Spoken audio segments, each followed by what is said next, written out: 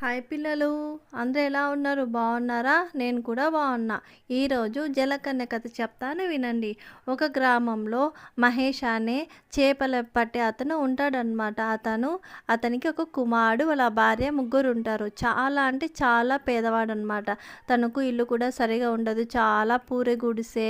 ఆ చేపలు పట్టే నెట్టు అంటే వాళ్ళకు కూడా చినిగిపోయి ఉంటుంది. దాన్ని కుట్టి కుట్టి దానికి ఏమొచ్చినా చేపలు కొన్ని కొన్ని వస్తాయి కదా, దాంతోనే వాళ్ళ జీవనం సాగించేవారనమాట. ఇలా జరుగుతుంటే ఒకరోజు తన అంటాడు వాళ్ళ భార్యతో, ఎన్ని రోజులు ఈ కష్టాలు మనకి, కనీసం నెట్టు కూడా కొనే పరిస్థితిలో లేము. అందరూ చూడు కొత్త నెల వాళ్ళ కొన్నారు, తర్వాతకి ఓడలు కొన్నారు, బాగా ధనవంతులు అయిపోతున్నారు. మనం చూస్తే ఎప్పుడు ఇలాగే ఉన్నాము, ఎప్పుడు మారుతామో ఏమో అని వాళ్ళ భార్యతో అంటాడు. ఈ మాటలన్నీ వాళ్ళ కొడుకు వింటాడనమాట. విని, అయ్యో దేవుడా, మా కష్టాలన్నీ తీర్చేయొచ్చు కదా, మా నాన్న చూడు ఎంత బాధపడుతున్నాడో అని లోపల దేవుని వేడుకుంటాడనమాట. వేడుకుంటే ఇంకా అలాగే నిద్రపోతాడు. నిద్రపోయి మార్నింగ్ లేవగానే వాళ్ళ నాన్న, సరే వాతావరణం అంతగా బాగాలేదు, ఈరోజు నేను వెళ్ళి తొందరగా వచ్చేస్తానని వాళ్ళ భార్యతో చెప్తాడు. సరే అండి, నేను వంట కూడా ఏం చేయలేదు, క్యారీలో చద్దన్నం కట్టాను, ఉల్లిపాయ పెట్టినాను, అది తినండి, త్వరగా వచ్చేయండి అంటుంది. బాబు ఏమంటాడు, డాడీ డాడీ నేను వస్తాను అని సతాయిస్తాడనమాట. వాళ్ళ నాన్న అంటాడు, లేదు నాన్న, ఇప్పుడు వాతావరణం కూడా బాగలేదు, పరిస్థితి అంతగా బాగలేదు, ఇంకెప్పుడైనా తీసుకెళ్తాను అంటాడు. లేదు నాన్న, నేను వస్తాను, ఎలాగో తొందరగా వస్తా అన్నావు కదా, మరేంటి వెళ్దాము అంటాడు. లేదు అంటే వాళ్ళ నాన్న వినడు. నాన్న, నేను 2 సార్లు వచ్చాను ఇంతకుముందు, అప్పుడు నీకు మంచిగా పెద్ద పెద్ద చేపలు దొరికాయి, గుర్తుందా? ఈరోజు కూడా వస్తానన్నా, నీకు ఏదైనా మంచి జరుగుతుందేమో, ప్లీజ్ ప్లీజ్ అంటాడు అనమాట.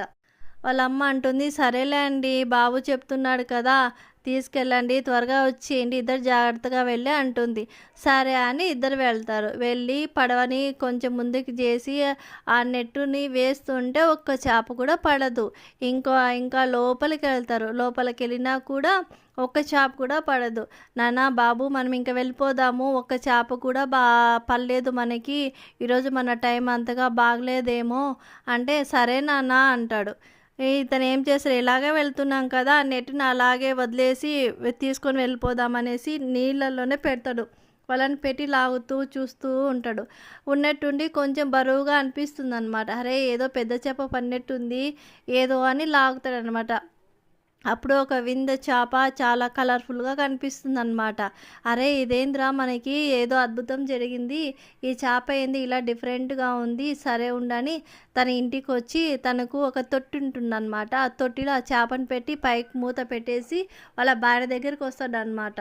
వాళ్ళ భార్య దగ్గరికి వచ్చి, ఈరోజు నాకు ఒకే ఒక చేప పడింది, కానీ అది చాలా అద్భుతంగా ఉంది, ఒకసారి నువ్వు చూదురా అని పిలుచుకొని వస్తాడు.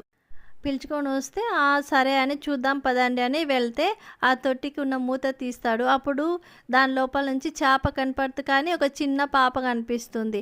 ఎంతో అందంగా చాలా ముద్దుగా ఉంటుందన్నమాట. అరే, అదేంటి నువ్వు చేప అన్నావు, ఇందులో పాప వచ్చింది ఏంటి అని అడుగుతాడు. అది తీరా చూస్తే సగం మనిషిలాగా ఉంటుంది, సగము చేపలాగా ఉంటుందన్నమాట.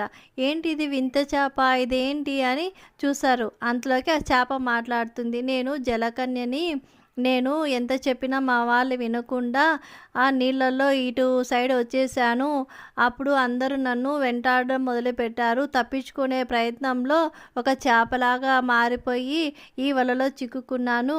దయచేసి నన్ను ఈరోజు ఒక్కటి కాపాడి తెల్లారి నన్ను నీళ్ళల్లో వదిలేయండి.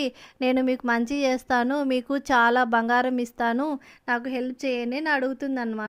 ఈ విషయం ఎవరికీ చెప్పొద్దు, ఈ విషయం చెప్తే అందరూ నాతో ఆడుకుంటారు, నేను ఏమైపోతానో తెలియదని చాలా రిక్వెస్ట్గా అడుగుతుంది చేప వాళ్ళని. సరే అని చెప్పి వాళ్ళ నాన్న దాన్ని ఎవరికి తెలియకుండా ఆ రోజంతా దాచిపెట్టేసి మరుసటి రోజు ఉదయం ఎవ్వరు లేవక ముందే తొందరగా వెళ్ళి ఆ చేపను నీళ్ళలో వదిలేస్తాడనమాట. ఆ చేప అంటుంది, మీరు ఇక్కడే ఉండండి, నేను ఇలా వస్తాను మళ్ళీ అంటుంది. ఇలా వెళ్ళి అలా వచ్చి వాళ్ళకి ఒక బాక్స్ నిండా డబ్బులు, బంగారం తీసుకుని వస్తుంది, అన్ని ముత్యాలన్నీ తీసుకుని వస్తుంది. ఇదిగో ఈ బంగారం తీసుకోండి, ఎవరన్నా అడిగితే చేపలో దొరికినాయని చెప్పండి, అంతేగాని నా గురించి చెప్పకండి ప్లీజ్ అని చెప్తుంది అనమాట. సరే అంటాడు అతను. ఆ బంగారంతో వాళ్ళు మంచిగా ఒక నెట్టు, ఒక బోటు కొనుక్కొని ఆ ఇల్లుని బాగా రీమోడల్ చేసుకొని చాలా హ్యాపీగా ఉంటారు పిల్లలు. అర్థమైందా? కథ